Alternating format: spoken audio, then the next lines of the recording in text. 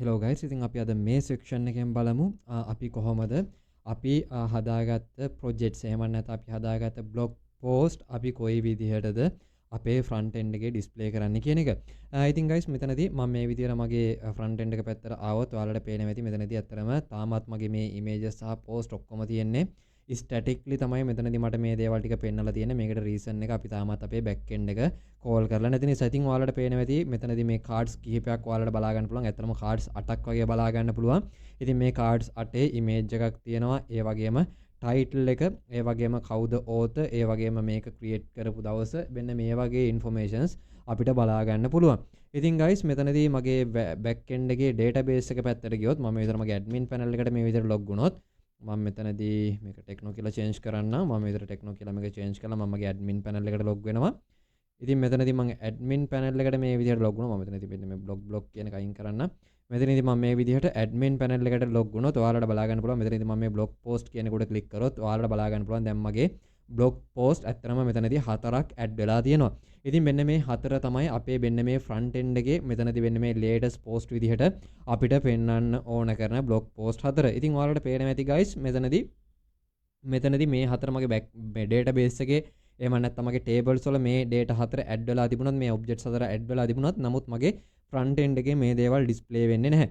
ඉතින් අපි කොහොමද අපේ ෆ්‍රන්ට් එන්ඩ් එකට එහෙම නැත්නම් අපේ යූසර් කෙනෙකුට පේන විදිහට අපේ ඩේටා ඇතුලේ තියෙන රිට්‍රීව් කරන්නේ කොහොමද කියන එක තමයි අද කතා කරන්න යන්නේ. ඉතින් පළවෙනියටම මම මේ විදිහට ගිහිල්ලා මගේ VS Code එක ඕපන් කරගන්න.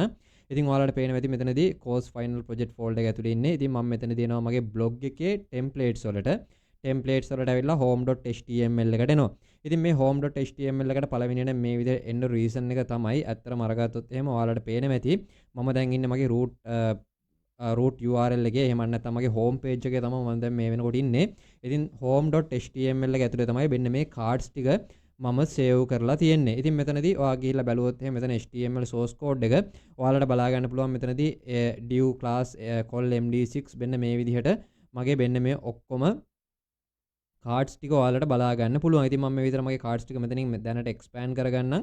ඉතින් මම හිතනවා ඔයාලත් මේක ඇත්තටම දැනට මේ මම හිතන විදිහට ඔයාලත් මේක මිනිමයිස් කරගෙන ඇති කියන එක. ඉතින් මම මෙතන මේකට රීසන් එක අපි කලින් වීඩියෝ එකේදී මේ ඔක්කොම ටික මිනිමයිස් කරපු නිසා ඉතින් මේ විතර මම උඩට ආවොත් එහෙම ඔයාලට පේනවා ඇති මෙන්න මේ මෙතන මේ div class call md6 කියන class එකට යටින් මෙතනදී ඔයාලට බැලුවොත් එහෙම පේනවා ඇති මෙතනදී single post එකකට යන මෙන්න මේ href link එක තියෙනවා.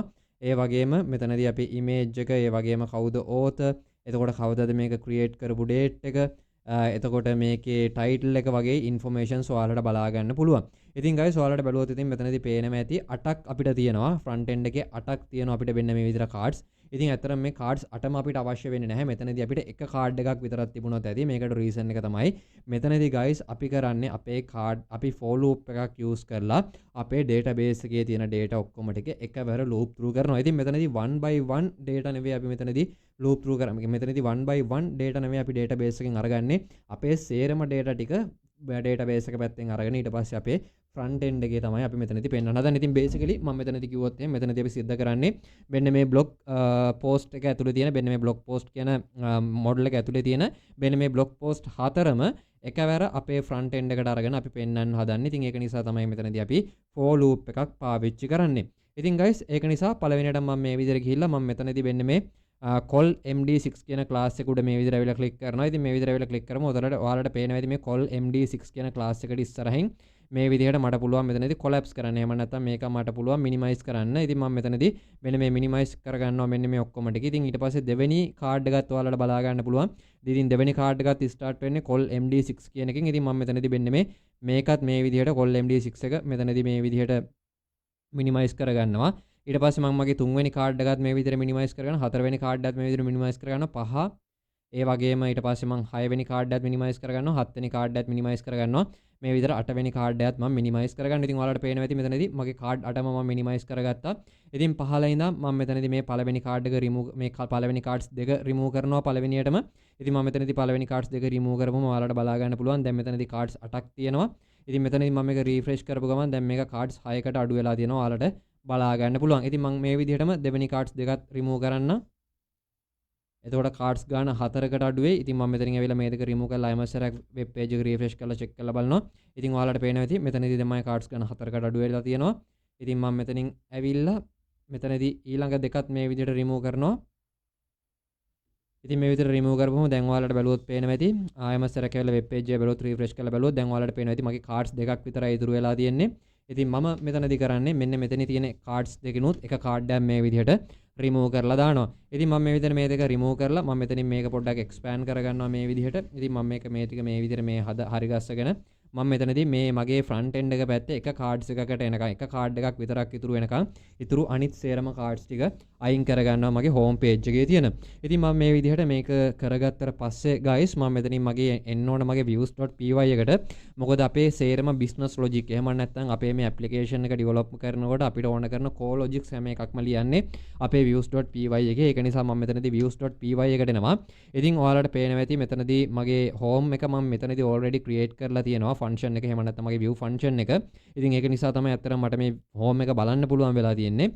ඉතින් guys මෙතනදී දැන් අපේ business logic එක අපි ලියන්න ඕන. මෙතනදී අපිට ඕන කරන්නේ product ඇතුලේ තියෙන informations කිහිපයක් අපි මෙතනදී අතර මේ blog post එක ඇතුලේ තියෙන blog post table එක ඇතුලේ තියෙන අපිට informations කිහිපයක් ඕන. එකක් තමයි title එක, එකක් image එක, අනිත් එක තමයි මෙතනදී අතර මේ created date එක. ඉතින් මෙතනදී වෙන්නේ මේක නම් අපිට දැනට අරගන්න බෑ. author කවුද කියන එක. මේකට reason එක අපි තාම අපේ authentication system එක develop කරලා නැති නිසා. ඉතින් guys මම මෙතනින් මේක මේ විදිහට minimize කරගන්නවා. minimize කරගෙන මම මෙතනට පළවෙනියටම මගේ product model එක import මෙතනදී මගේ blog post model එක මම import කරගන්නවා පළවෙනියටම. ඉතින් මම මෙතනදී dot models මම මේ ෆෝල්ඩර් එක ඇතුළේ තියෙන models ඇතුලේ තියෙන මම import කරන්න කියලා කියනවා blog post කියන model එක. ඉතින් මෙතනදී මම මේ විදිහට blog post එක මේ විදිහට import කරගෙන ඊට පස්සේ මම මෙතනදී blog කියලා මේ විදිහට variable එකක් create කරනවා. ඉතින් මේ variable එක ඇතුළට මම අරගන්නවා blog post එක. ඒ වගේම මේකේ තියෙන හැම object එකක්ම මම මෙතනදී return කරන්න කියන එක මෙයාට මෙතනදී කියන. ඉතින් ඔයාලට පේනවා ඇති මෙතනදී වෙන්නේ මේ blog එක ඇතුළට මම මේ blog එකේ තියෙන ඔක්කොම objects ටික add කරගත්තා. ඉතින් guys මේ දේවල් ගැන idea එකක් ටිකක් ඔයාලට මදි වගේ නම් ඔයාලා අනිවාර්යයෙන්ම මගේ පරණ videos ටික බලන්න. එතකොට ඔයාලට පුළුවන් මේක ගැන හොඳ idea එකක් අරගන්න මම මේ මොනවද කතා කරන්න කියන එක.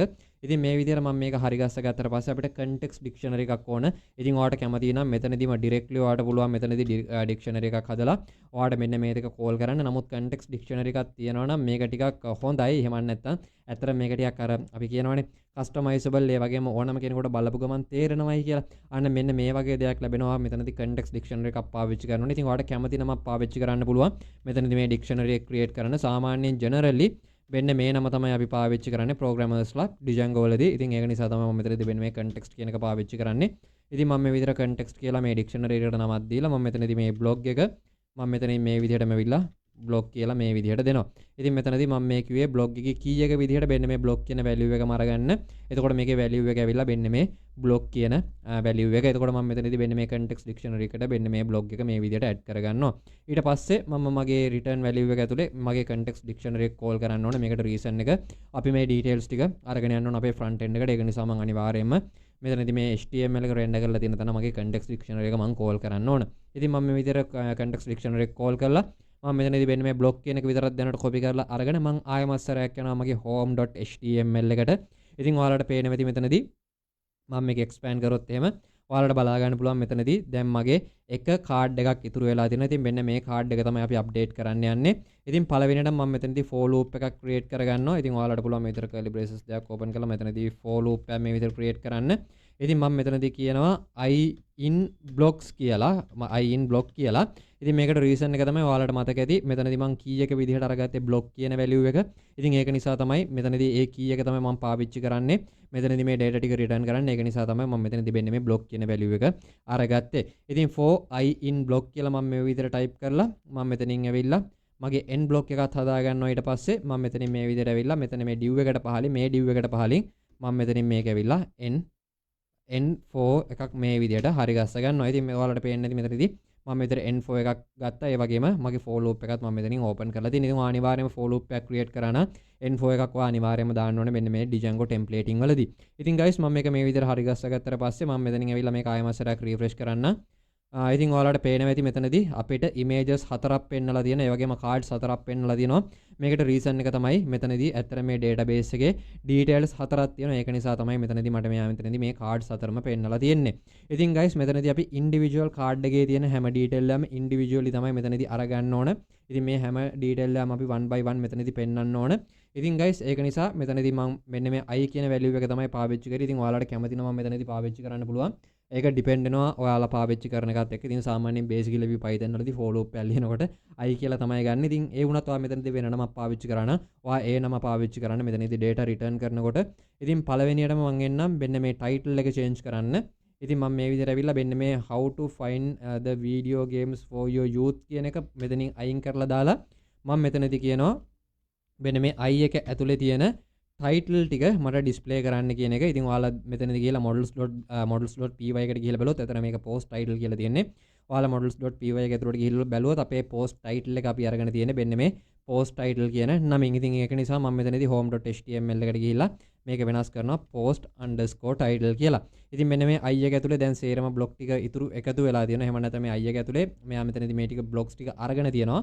ඉතින් මෙන්න මේ blog එකේ තියෙන details ටික අපිට මේවා කරන්න ඕන නිසා එහෙම නැත්නම් මෙතනදී ඇත්තටම ගත්තොත් අපේ blog එක ඇතුලේ තියෙන details අපිට return කරන්න ඕන නිසා තමයි මම මෙතනදී මෙන්න මේ i කියන key එක අරගෙන i.posttitle කියලා මේ විදිහට දෙනවා. ඊට පස්සේ මම මෙතනින් ඇවිල්ලා මේක refresh කරනවා. දැන් අපි බලමු අපේ titles ටික change වෙනවද කියන එක. ඉතින් දැන් ඔයාලා බැලුවොත් එහෙම පේනවා ඇති අපේ පළවෙනි project එක Java project 1 කියලා පෙන්නලා තියෙනවා. දෙවෙනි project එක Python project 1 කියලා පෙන්නලා තියෙනවා. තුන්වෙනි project එක Python project 2 කියලා පෙන්නලා තියෙනවා. ඊට පස්සේ හතරවෙනි project එක Django project 1 කියලා මෙතනදී පෙන්නලා තියෙනවා. ඉතින් මෙතනදී මේ details ටික පෙන්නලා තියෙනවා වගේම ඔයාලට පේනවා ඇති මෙතනදී වෙන්නේ මේ date time එකත් මෙතනදී අපිට හදා ගන්න පුළුවන්. ඉතින් මෙතනදී මේ updated date එක නෙමෙයි අතන අපි create කරපු date එක මෙතන දාමු. ඔයාලට කැමති නම් updated date එක උනත් අරගන්න පුළුවන් ප්‍රශ්නයක් නැහැ. නමුත් මම මෙතනදී created dates ටික අරගන්න. ඉතින් මෙතනින් ඇවිල්ලා මම මේ date එක මේ විදිහට remove කරනවා. මේ විදිහට date එක remove කරලා මම මෙතනදී ඇවිල්ලා i.created කියලා මේ විදිහට type කරනවා. එතකොට මෙයා මෙතනදී automatically ඔයාගේ created dates ටිකත් ඔයාගේ මේ post ටිකට අරගන්නවා. ඉතින් guys මම මෙතනින් වෙලා මේක refresh කරනවා. ඉතින් දැන් බලුවොත් එහෙම ඔයාලට පේනවා ඇති මෙතනදී අපේ dates වෙනස් වෙලා තියෙනවා 2025 ජනවාරි 24 කියලා තමයි මේ වගේ dates තියෙන්නේ. ඉතින් මම මෙතනදී මේ වීඩියෝස් හදපු මේ post එක upload කරපු දවස් ටික update වෙලා තියෙනවා. ඉතින් ඔයාලට පේනවා ඇති මෙතනදී ඇත්තටම අපේ time එකේ නම් පොඩි ප්‍රශ්නයක් තියෙනවා. අපි මේ time එකේ issue එකත් හරි ගස්සමු. ඉතින් දැනට මම මෙතනින් මේ දෙක මේ විදිහට හදාගෙන ඊළඟට අපි images අපි import කරගන්න ඕන. ඉතින් ඔයාලට guys මතක ඇති අපි කතා කරනකොට අපි images කොහොමද import කරගන්නේ කියන එක. ඉතින් මම මෙතනදී මෙන්න මේ static image එක පළවෙනියට මෙතනින් අයින් කරගන්නම්. static image එක අයින් කරගෙන මම මෙතනදී කියනවා i. මට මතක විදිහට අපි මේකට දුන්නේ thumbnail image කියලා. ඉතින් මම මගේ models.py එකට යනවා. ඉතින් ඔයාලා බැලුවොත් එම් පේනවා ඇති මෙතනදී thumb image කියලා තමයි මම මගේ මේ image field එකේ නම දීලා තියෙන්නේ. ඉතින් මම මෙන්න මේ thumb image කියන එක මේ විදිහට copy කරලා අරගෙන home page එකට ඇවිල්ලා මම මෙතනින් thumbimage.url කියන එක මේ විදිහට දීලා මම මගේ මේකේ path එක specify කරනවා. ඉතින් දැන් මෙතනින් ඇවිල්ලා guys මම මේක ආයෙම සරක් refresh කරනවා. ඉතින් අපි බලමු අපි images පෙන්වනවද කියන එක. ඔයාලට පේනවා ඇති මෙතනදී මට මගේ images ටික පෙන්වන්නේ නැහැ. ඉතින් මෙතනදී මම මගේ media root එක සහ media URLs මේ දේවල් ටික config කරලා තියෙනවා. නමුත් මම තාමත් මගේ nanoshellnet project folder එක ඇතුළට ගිහිල්ලා settings.py වලට ගියොත් ඔයාලට බලා ගන්න පුළුවන් මෙතනදී මෙතනදී urls.py එකට ගියොත් මම තාමත් මේ URL path එක අරගන්න විදිය කියලා නැහැ. ඉතින් මෙතනදී මට අවශ්‍ය වෙනවා මගේ media root එක සහ media URL එක කොහෙද තියෙන්නේ කියන එක මගේ urls.py එකට කියලා දෙන්න settings වල කොහෙද තියෙන්නේ කියන එක. එතකොට තමයි මෙයාට identify කරගන්න පුළුවන් වෙන්නේ මේ images කොහෙද තියෙන්නේ කියන එක මේ urls path පාවිච්චි කරලා. ඉතින් guys ඒක නිසා මෙතනදී පළවෙනියට මම import කරගන්නවා from django.conf. මෙතනදී මට urls.static කියන එක import කරගන්න පළවෙනියට මම විතර static import කරගෙන static කියන method එක ඊට පස්සේ from django.conf import කරනවා මම ඔක්කොම settings ටික. ඉතින් මම මේ විදිහට settings ඔක්කොම ටික import කරගෙන මම ඊට පස්සේ මෙතනින් ඇවිල්ලා තවත් අලුත් URL pattern එකක් create කරනවා. මම මෙතනදී මේක ලියනවා URL pattern. මම මෙතනදී plus equal කියලා මම මේක මෙතනදී කියනවා. ඉතින් පළවෙනියට මෙතනදී මෙන්න මේ static folder එක ගැන මම මෙයාට මෙතනදී කියන්න ඕනේ. ඒක නිසා මම මෙතනදී static එක access කරන්න මේ static method එක මෙතනදී use කරනවා. ඉතින් මම මෙතනදී කියනවා settings වල තියෙන media_url එක තමයි අපේ media URL එක. එතකොට අපේ document root එක කියලා කියන්නේ document_root එක කියලා කියන්නේ අපේ documents තියෙන root එක කියලා කියන්නේ settings ඇතුලේ තියෙන media_root එක කියලා. ඉතින් මම මේ විදිහට media URL එක සහ media root එක මම මේ විදිහට define කරලා දැන් මේ විදිහට මගේ settings ඇතුලේ මම මෙතනදී nanoshellnet project folder එකේ settings ඇතුලේ මගේ media URL එක සහ media root එක කොහෙද තියෙන්නේ කියන එක මම කියලා තියෙනවා. ඉතින් දැන් මම ආයෙමත් සැරයක් ඇවිල්ලා මගේ වෙබ් පේජ් එක මෙතනින් රිෆ්‍රෙෂ් කරනවා. ඉතින් දැන් මෙතනදී අත්‍තරම අපේ සර්වර් එක ස්ටොප් වෙලා තියෙනවා. ඉතින් ඒක නිසා මම මෙතනින් ඇවිල්ලා ආයෙමත් සැරයක් මේක රිෆ්‍රෙෂ් කරන්න. මේ විදිහට මගේ වෙබ් සර්වර් එක මම රිෆ්‍රෙෂ් කළා. මම මෙතනින් මේක ආයෙමත් සැරයක් මගේ වෙබ් සයිට් එකත් රිෆ්‍රෙෂ් කරනවා. ඉතින් දැන් ඔයාලට බලා ගන්න පුළුවන් මගේ ඉමේජස් හැම එකක්ම මෙතනදී පෙන්නලා තියෙනවා. ඉතින් guys මෙතනින් දැන් අපේ ඉමේජස් ටිකත් අපිට සර්ව් වෙලා පෙන්නලා තියෙනවා. ඒ වගේම අපේ date and times ඒ දේවල් ටිකත් පෙන්නලා තියෙනවා. ඒ වගේම අපේ title ටිකත් මෙතනදී අපේ පෙන්නලා තියෙනවා. ඉතින් guys ඔයාලට පේනවා ඇති මෙතනදී අත්‍තරම මගේ date එක වැරදි. මේ photos update කරපු. ඉතින් මේක අපිට හරි ගස්ස ගන්නත් පුළුවන්. ඉතින් මෙතනදිත් මම ආයෙමත් සැරයක් යන්න ඕන මගේ settings.py එකට. settings.py එකට ගිහිලා ඔයාලට මෙතන බැලුවොත් එම time zone එක ඔයාලා බැලුවොත් එම මෙතනදී ඒක තියෙන UTC කියලා මේක change කරන්න ආසියා / කොලම්බෝ කියලා. ඉතින් මේ විදිහට මම මේක වෙනස් කරොත් එහෙම ලංකාවේ ටයිම් එකට ගැලපෙන විදිහට මේ ටයිම් සෝස් ඔක්කොම ටික චේන්ජ් වෙනවා. ඉතින් guys මෙතනදී ඔක තියෙන UTC කියලා. ඉතින් UTC කියලා තිබුණොත් එහෙම අය ග්‍රීන්විච් එකේ 0 මං හිතන්නේ අරගන්න. ඒ කියන්නේ ඔයාලට ලන්ඩන් වල ටයිම් එක තමයි හම්බ වෙන්නේ. මෙතනදී ආසියා කොලම්බෝ කියලා දැම්මොත් එහෙම මෙතනදී අපිට අපේ ලංකාවේ වෙලාව අරගන්න පුළුවන් අපේ මේ සිස්ටම් එක ඇතුළට. ඉතින් guys මෙතනින් ඇවිල්ලා මම මේක රිෆ්‍රෙෂ් කරනවා. ඉතින් දැන් ඇවිල්ලා ආයෙ මසර රිෆ්‍රෙෂ් කරලා බලුවොත් දැන් ඔයාලට බලා ගන්න පුළුවන් මගේ ටයිම්ස් චේන්ජ් වෙලා තියෙනවා. ඉතින් 11 am වලට තමයි දැන් මෙතනදී මේ ටයිම් එක චේන්ජ් වෙලා තියෙන්නේ. ඉතින් මෙන්න මේ වගේ රෆ්ලි ටයිම් එක තමයි මම මගේ ෆොටෝස් ටික අප්ඩේට් කරේ අප්ලෝඩ් කරේ මගේ ඇඩ්මින් පැනල් එකට. ඉතින් ඒක නිසා තමයි මෙතනදී මේ ඒ ටයිම් එක පෙන්නලා තියෙන්නේ. ඉතින් guys අපි ඊළඟ සෙක්ෂන් එකෙන් කතා කරමු අපි කොහොමද සිංගල් පෝස්ට් එකක් හදාගන්නේ කියන එක ගැන.